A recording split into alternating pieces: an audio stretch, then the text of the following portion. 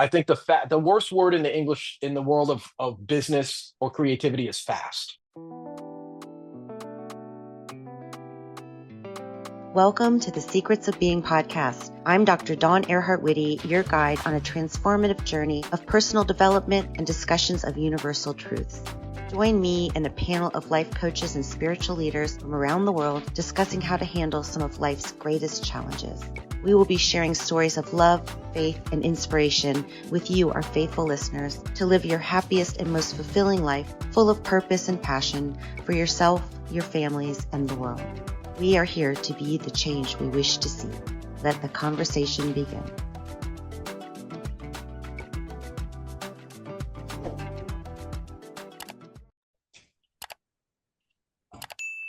Welcome to the Secrets of Being podcast. Today, I am so honored to introduce Ty Allan Jackson. He is a children's author. He is inspirational. I love the work that he does with kids. So he is a perfect person to have on my show. So Ty, thank you so much for being on our show today. Just putting the bar at perfect person, I feel already like this is a failure. You're going to be incredibly disappointed. Perfect, no. I'm just being funny. Thank you for inviting me. It's an ideal match. It's an ideal match because both of us. That's so much better. Okay. Because you know what is perfect? What is perfect? What is it? I don't even know. Certainly not I, in any way. So Ty, I'm very fascinated. You have written six. You got it. Books for children, and they all look so cute. And I want to know what inspired you. How did you get there, and where did you start, and then how did you get there?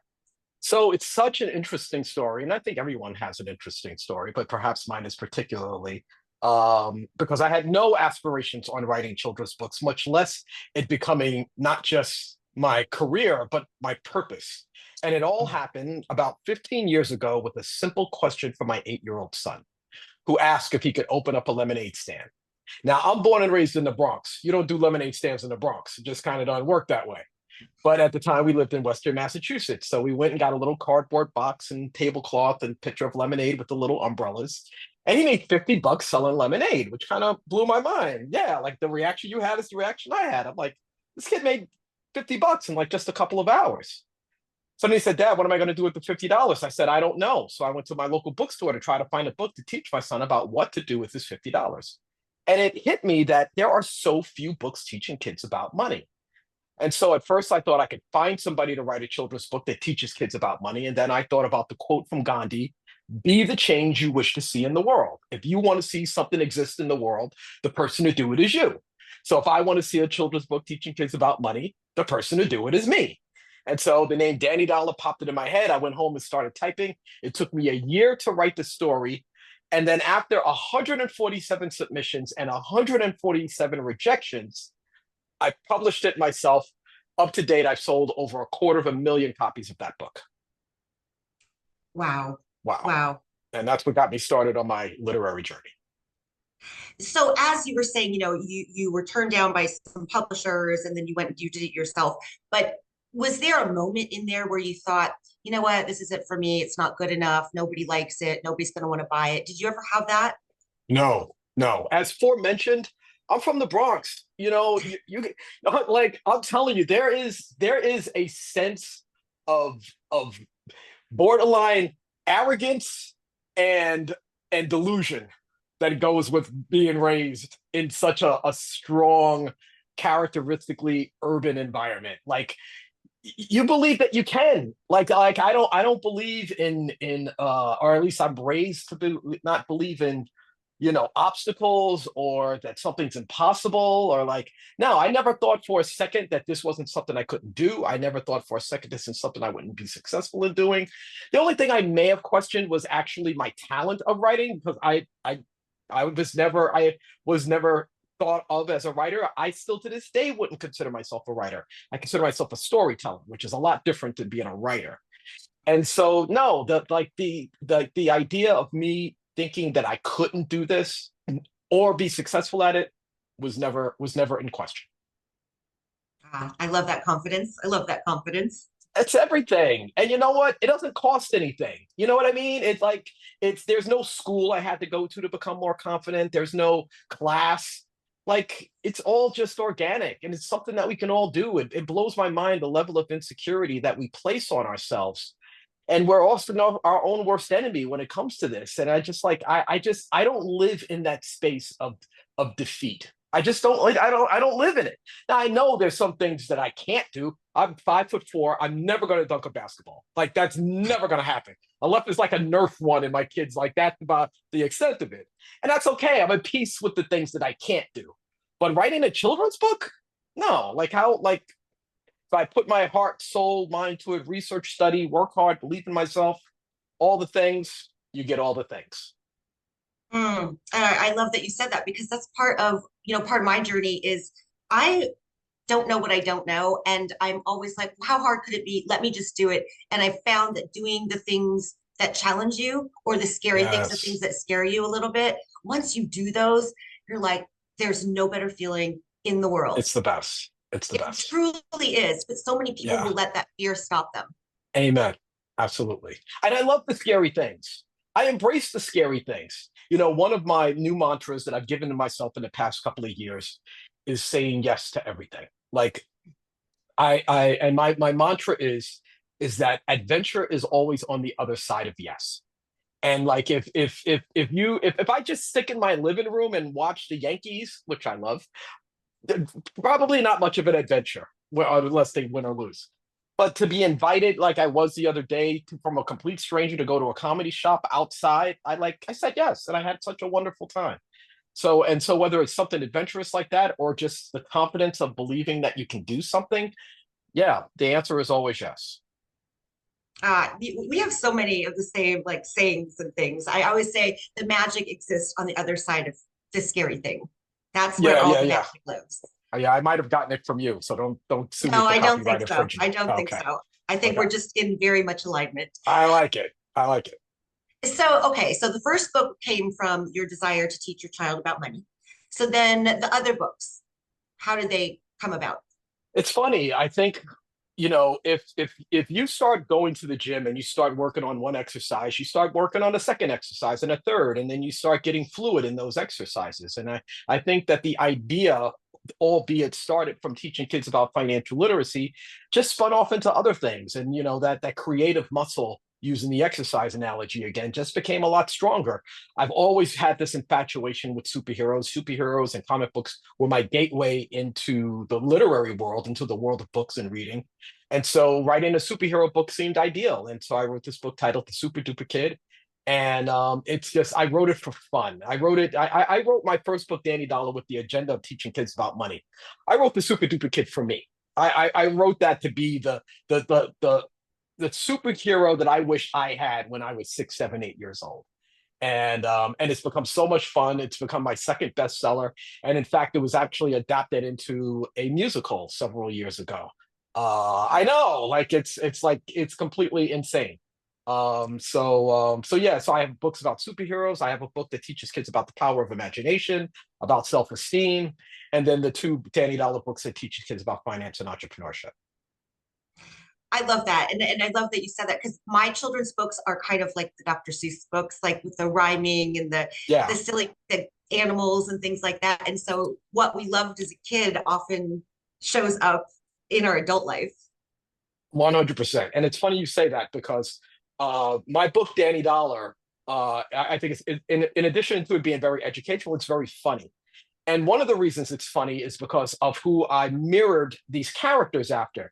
I don't know how old you are, but I'm 58, soon to be rather. And there was a show about 30 years ago called Family Ties. With Yeah. Michael J. Fox and who played Alex P. Keaton, this kind of financial wonderkin. All I did was update that character into Danny Dollar and just repurpose it. He in essence is the same character. Even the relationship that Alex P. Keaton had with his sister Mallory, and who wasn't very financially savvy. In fact, she was horrible with money, and she wasn't too smart. I completely stole both of those characters in Danny Dollar and his sister Denise, who was also not very financially savvy and also kind of a dope. So yeah, so the things that we receive as kids, they stay with us and they carry with us, and sometimes we repurpose them into new adventures into our present. I love that. And I love that show. And I'm not that It's much a great younger than show. you. Okay. I know. It's a great show. So that just totally got me sidetracked. Oh, I wanted to talk about your book for children about imagination, because I Yes. feel like as adults we lose that. Kids are pretty good at imagining all kinds of things, but we start losing that the older that Yeah. we get. And so talk about like the reason you wrote that, and then what message you want children to get from that, and adults too. So yeah, and I think that's so important. When I do a lot of keynotes and I also do a lot of family engagement nights. And one of the things I emphasize for parents to assist their children and become better readers is to play. Like somehow or another, when we became adults, we stopped playing. And it's the one commonality that every child has, regardless of any economic, socioeconomic background or religion. Kids play. That's what they do. And then somehow you get older and life gets in the way and school gets in the way and responsibilities get in the way and you stop playing. And I think it's that lack of playing that stifles imagination. And so we stop playing, we stop imagining, we stop wondering. And so I wrote this book really very whimsically, and it's kind of just become this really powerful entity of all the things that you can do in your imagination. And I want to really emphasize that for kids because I never want them to stop growing within their imagination. I never want them to stop playing. And imagination, as said in the old adage, is a preview of coming attractions. It's impossible to become anything in life without imagining it first. And the stronger you exercise that imagination muscle, the more that it carries with you and stays with you throughout your life. And so this book, I think, is not only whimsical and fun, but it's important. I think it's an important lesson for kids, and I think it's an important lesson for adults as they're reading it to their kids to realize that the most amazing and powerful things, the most limitless things they can do every single day, every moment of every day, simply by using their imagination. Oh, I love that. And I'm gonna get some of this wrong, but there is this study by George Land. He was a NASA, you might have heard this study, NASA scientist, and he was studying children. Hmm. And the 5-year-olds, 98% of the children that he tested all tested at genius levels, 98%. And then he Wow. followed these children throughout their, growing up. And by the time they got to be 18, I think only 2%. So it flipped. Wow. I've not And heard of that study. What's the name? so What's yeah, the name of the look, scientist? George Land, Okay. Land. I'm gonna Yeah, look it up. and I wrote about it in my workbook for kids, like the note to parents, because again, they we all need to think and imagine and create because we are literally creating our lives as we're living it. Yeah. We're not a victim. Look at what you did. You wrote these books and now you've sold a quarter of a hundred. How many copies? Of that book alone, over 250,000 copies independently. That is such an amazing achievement. Thank you. I'm very proud of it. I think it's a testament to a lot of things. I tell aspiring authors that um, the most important component that they can do to honor this gift of creating a book is to take their time. I think the worst word in the English in the world of business or creativity is fast. Take your time, like savor it, get to learn the nuances of what it means to be a writer and a storyteller, and think about the persons that's going to be on the other side of this book one day, and how they're going to feel, when they close that book up. Will it make them smile? Will it make them think? Will it make them confused? I put a lot of love and time and effort and energy into this product, especially since I didn't know what I was doing. I could argue I still don't know what I'm doing, but this little book has changed my life, and it's changed the lives of hundreds of thousands of children around the world, and I couldn't be more proud of it. I love that. I love that you said about the person on the other side of the book. Yeah. Because I think no matter what we do in this world, whether it's writing or it's music or whatever it is, be of service in that work. Amen. And that will give you the most fulfillment from it. and then it Yeah. will also be of service in the world. So it's a win-win all around. I love that. I think I saw something on social media and I shared it. I'm going to have to paraphrase, but I think it said that purpose isn't what you do. Purpose is the impact of what you do to others. Yes. And Goosebumps. I love so that so much. yeah, and it's so true. And when I get the fan letters and the smiles and the messages that I didn't like reading until I read your book, or I wasn't inspired to read or start my own business. Kids telling me I never thought I could start my own business as a kid because I'm a kid. But the title of my most recent book is How Kids Can Earn Their Own Money. Like not wait till they're an adult, but like now. And just that seed plant that you're giving to kids that they can start their own business now from their own ideas and their own strengths is just a really powerful concept that blows me away every single day. That's very empowering for them. Yeah, it's the best. Yeah. And so I want to talk a little bit about impact because Okay. you know you're being of service with your books. And as you said, you're getting messages and the notes, things like that. How does that make you feel? Again, when you are being of service and you're sharing your gifts, skills, and talents with the world, you saw a need that that needed to be met, you met that need, and now you're making an impact. How does that make you feel? Because, uh-oh. Yeah, you can take it. That's okay. What's your baby's name? What's his or her name? That would be Teddy Bear. Oh, that's awesome. That's awesome. Yeah. There's two more, but they're being quiet right now. Okay. Okay. Yeah. If they're going to make their way into the conversation, we might as well at least know their name. Um, I mean, the obvious answer is that it makes me feel blissful and it makes me feel amazing. And it just gives me such a sense of joy that I can't even really truly express it into words. But what I love the most about all of this is that I didn't get the idea to do this. The idea didn't pop into my head till I was 40. When my son asked me that question, I was 40 years old. It took 3 years for that book to come out. So not till 43 did that book come out. Prior to that, I had no idea what I was supposed to do with my life. I did not know. I was working a job, not a career, and certainly not a passion or purpose. But when I got that idea to write a children's book and I held that book in my hands for the first time, it brought me to the attention of this quote from Mark Twain, who once said that the two most important days of your life are the day you were born and the day you find out why. And the day that I got that book in my hand, I knew why I was here. So this book isn't just a vessel to inspire children. It is literally the origin story of my purpose. And like, and I just I don't know what I would do if that didn't happen. If I didn't answer my son's question in the affirmative and say, sure, let's go open up a lemonade stand, none of this happens. I'm not talking to you. I'm not an author today. I'm probably working the same job I was working back then. So, yes, in addition to the joy and the fulfillment and the gratification of inspiring kids around the world to read, believe, achieve, and succeed, I also selfishly have this sense of humility that I found my purpose. Um, Les Brown once said that the richest place in the world is the graveyard because that's where dreams and aspirations go to die, and people take their dreams with them. I don't. I won't do that. My dreams are right here. I'm literally living in my dream and my purpose. Oh, and that's such a powerful place to live your life from. Yeah. You know, I heard once when I was taking my life coaching training, they said the word vocation. I always thought, oh, it's your Mm. job. It's what you do for work, right? But he said it comes from the Latin word vocari, and that means your calling.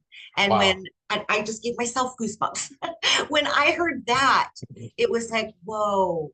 So a lot of us just take a job just to pay the bills or whatever. We hate the job. But when you're doing something that you love and you're Yeah. making an impact, and then you're able to monetize that so that you can support yourself, that is like the best feeling. And It's the best feeling. it takes courage to step away from the 9 to 5 or the corporate job that has the security, the benefits, all the things, right? All the things. Absolutely. And to go out on your own and do that. But like what how did you get the courage? Again, I think courage is going to be a word that comes up a lot with you, but how did you get that courage to say, you know what, this is for me?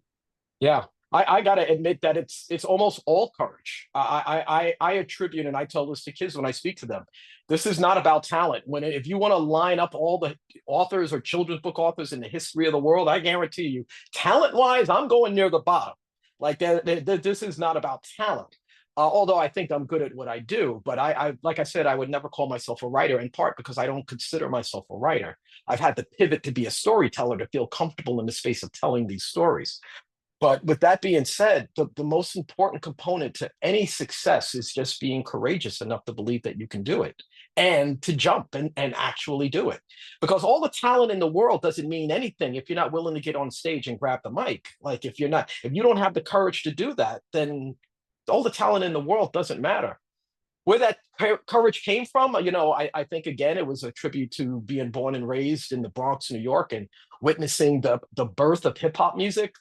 Like I literally saw hip hop conceived and born and raised right here in my front of my eyes, right here in the Bronx where I am right now.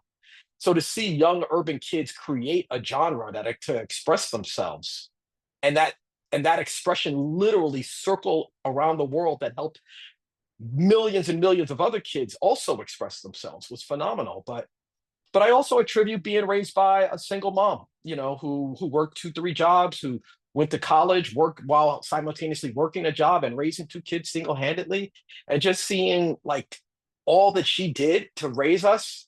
Like if she can get her master's degree and work 2 jobs and raise 2 kids single-handedly, then me writing a children's book doesn't seem that daunting. Wow, your mom sounds like an amazing human. I don't know how she did She that. is. She's my favorite person on the planet. Yeah. Oh, she's lucky. She's my bestie. Yeah. She's very blessed to have Well, we're blessed to have each other. So tell me this. Your children see you and what you're doing and how, they've inspired you too in what you're doing. Of course. How do they respond to that? Yeah, it's funny because my son at the time was like about 8 years old, and I've got 3. He was the middle. So my youngest was about 5, and my oldest was about 12 when I started doing this. And they saw me working my job and coming in late every day, and I didn't complain about work, but I certainly wasn't jovial about it.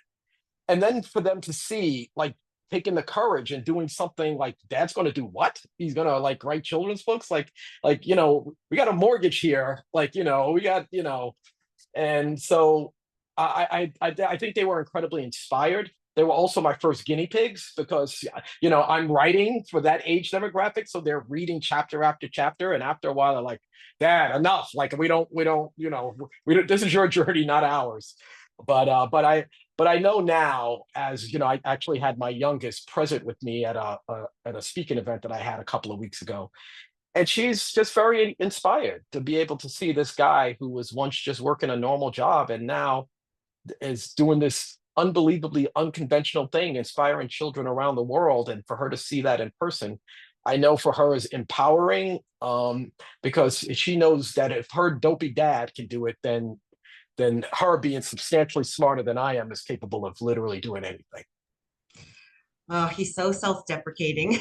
Don't worry. That's for the interview. People who really know me know that my company is titled Big Head Books for a reason. So the humility thing is just for show. Okay. Just between me and you. Just between me and you, and no, not even the audience. Just between me and you. Well, I'm sure your children are very proud of you and like what an amazing role model you are to them. Even when they're rolling their eyes at us sometimes when we're saying something right, Absolutely. you know that they're watching and they see. Absolutely. They do. How old are yours? 35 and 30. Girl, how old are you to have a 35-year-old? You look closer to 35 than we're like almost the same age. I think you're 1 year older than me. Well, you are working it, sister. Good for you. You are working it. My camera's blurry. Stop it. No, so okay, we could talk forever. Again, you in some of the quotes that you've quoted during this podcast alone. I mean, part of my tagline for this podcast is "Be the change you wish to see in the world." Right? You've covered so many of them. Just like wow. So again, we're connected to some kind of There's same kind of some cosmic synergy that's going on here. Yeah, 100%. But I want you But last question before I ask you to tell everybody where they can find you and where they can, Sure. buy your books and everything is, I want you to give me like one milestone or one surprise or something that's happened through this journey that you didn't see coming or that really, really profoundly struck out to you. Um, there's so many. I'm gonna be selfish and say more than one. Okay. A micro one was about 6 years ago, where a little boy in Troy, New York. I was doing a presentation, and we have a really good time. It's an all school presentation, so there's hundreds of kids. And then afterwards, I like to shake hands. It's like important to me. Like I want to make an actual physical connection. So I'm high fiving and giving hugs. And one little boy, after I high fives him, he tags on my pant leg, and he says, Mr. Jackson, can I ask you? Can I tell you something? And I'm like, of course. And I come down to his level, and he says, I just wanted to tell you, I hated reading until I started reading your books. Like I never read. I didn't like it. I didn't want to do it. And then I read the Super Duper Kid, and like I love it now. And I just said, I want to thank you because you introduced me to books. I'm goosebumping now. I'm the one goosebumping. Like, and to know that I'm that kid will grow up loving books now, and his book origin story is my book. He'll go, you know what? He'll tell his kids, you know what? I didn't like reading either, but as I read this one book from an author named Ty Allan Jackson, and take that with him. The other thing is that my most recent book, titled "Make Your Own Money," is now the foundation of a program called the Danny Dollar Entrepreneur Fair, which is just like a science fair, just replace science with entrepreneurship. And we started it 3 years ago with 50 students in Western Massachusetts. This year, over 5,000 students in 6 different states will participate in the fair. And kids are around the country are showcasing their ideas for a business in a very science fair type of way. There's no words to express when I'm engaging with these kids and they're saying, I had an idea to do blank, and here's my concept of it. And like for them to have that level of ingenuity and inspiration and self-confidence and belief that this book gave them, so that they started their own mock business, and in some instances an actual business, like some of the bracelets that I'm wearing. It's the greatest thing in the world. It's just to know that there's a sense of immortality that happens when you create a book or a vessel that inspires kids to do and be better, and will take that and do and become better, and that impacts the rest of their lives. It's just it's a feeling I can't put into words, other than I'm just incredibly grateful. Yeah, well, I felt every bit of that because the work that I do in Africa, I know. And so I'm going to have to pick your brain a little bit because I would like to bring programs like that to my kids in Africa. Let's do it, baby. I'm about that life. All right, now we're going to Okay, you go guys all saw it international. on video. We That's have it right. in perpetuity. That's right. We just took an oath blood, and it, like the Godfather or whatever, and like maybe it wasn't the Godfather, but Whatever uh, it is. I whatever know. it is, we're taking an oath. Well, okay, so I want you to tell everybody where they can find you and get your books, and just thank you so much for agreeing to be on my show today. This has been such a treat. No, thank you for inviting me. My website is tyallanjackson.com. It's TYALLAN Jackson.com.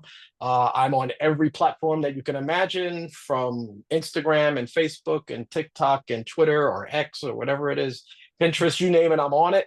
I am not hard to find. So I'm so yeah, so that's where you can find me, and I thank you for the opportunity.